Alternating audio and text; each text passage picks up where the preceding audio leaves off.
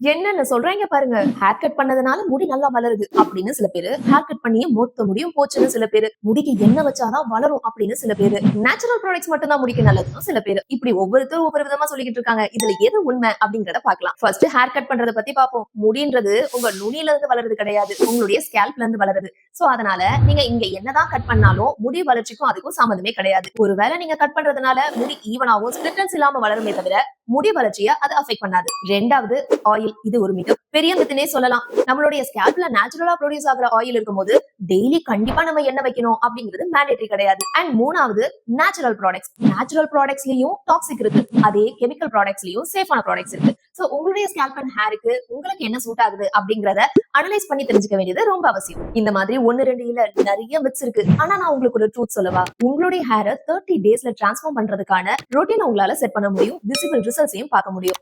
அது எப்படி அப்படின்னு தெரிஞ்சுக்க என்னுடைய அப்கமிங் வெபினாரை அட்டென்ட் பண்ணுங்க. லிங்க் பயோல இருக்கு. அண்ட் இன்னும் நிறைய ஹோலிஸ்டிக் ஹேர் கேர் வீடியோஸ் பத்தி தெரிஞ்சுக்க ஃபாலோ ஆர் சப்ஸ்கிரைப் பண்ணுங்க.